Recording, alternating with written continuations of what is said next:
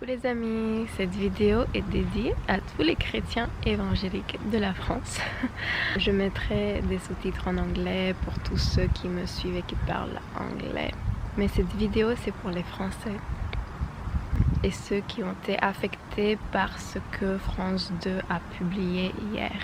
Alors pour ceux qui ne savent pas, parce qu'ils ne sont pas francophones, ils ne sont pas ici, il y a eu un reportage sur France 2, une chaîne nationale, souvenu financièrement par l'État, je crois, sur les évangéliques en France et la croissance des églises évangéliques en France. Et moi, je pensais vraiment que ça allait être un joli reportage parce qu'en fait, les chiffres disent que tous les 10 jours, une nouvelle église évangélique s'ouvre en France. Donc il y a une croissance exponentielle il y a 15 fois plus évangélique que les années précédentes. Enfin voilà, c'est en croissance. Le christianisme est en croissance et du coup c'était une interview pour interviewer ça. Du coup moi je le voyais positif, j'ai pas pensé à un truc mal. Moi je pense jamais à un truc mal. Donc après, j'ai 2 amis que je connais personnellement qui ont participé à ce documentaire et qui ont été interviewés, j'exagère pas, pendant 3 heures, 4 ou 5. Les reporters étaient là, ils posaient des questions, mais ils essayaient de sortir une sorte d'information maléfique en fait qu'ils peuvent utiliser dans leur reportage. Et une amie à moi me disait 3 heures, ils essayaient de poser toujours la même question un peu pour lui faire ressortir certains mots qu'ils peuvent faire dériver.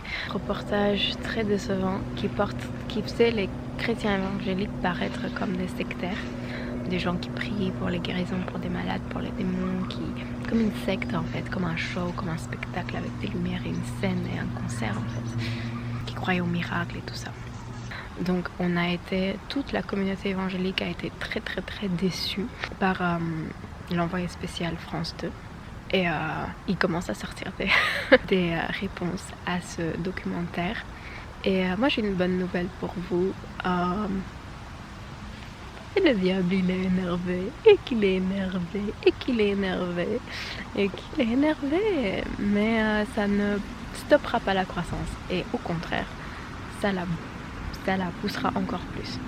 Je pense la croissance des évangéliques va expansionnellement grandir encore plus. Franchement, moi je suis revenue en France, je suis pas française, mais je suis revenue en France après 7 ans où j'ai vécu à l'étranger, dans complètement une autre culture.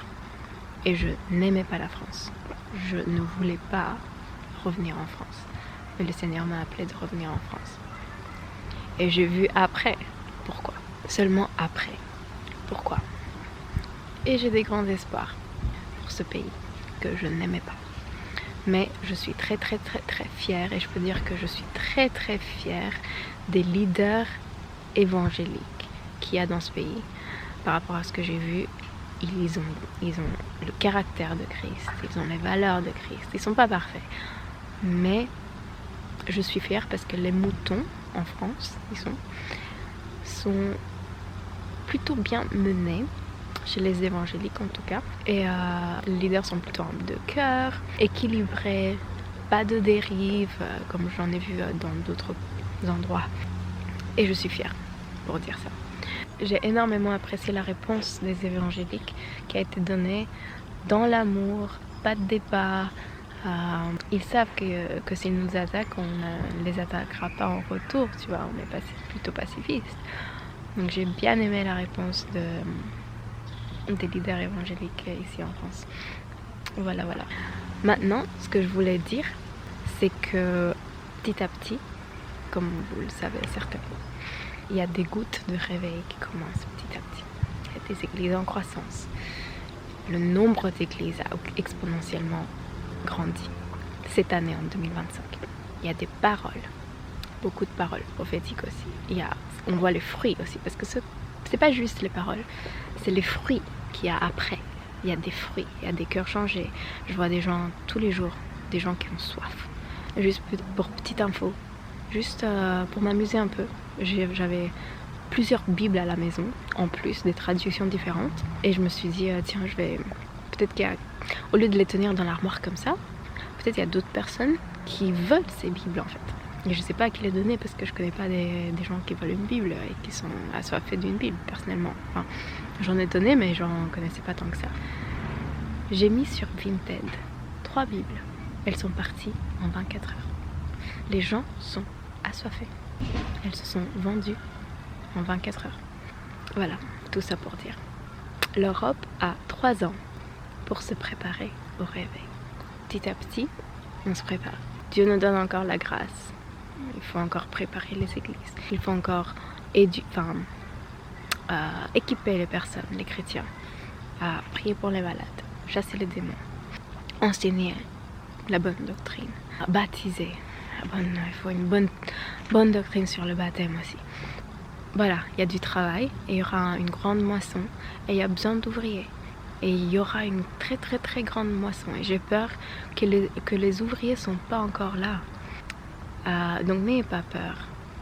Ce reportage de France 2 ne va pas affrayer, anéantir, empêcher les gens à joindre les églises évangéliques.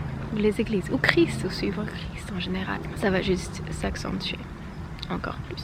Parce que les gens, le monde a soif de la vérité. Et c'est que le commencement. Hein? C'est dommage, c'est vraiment dommage que ça vient des autorités.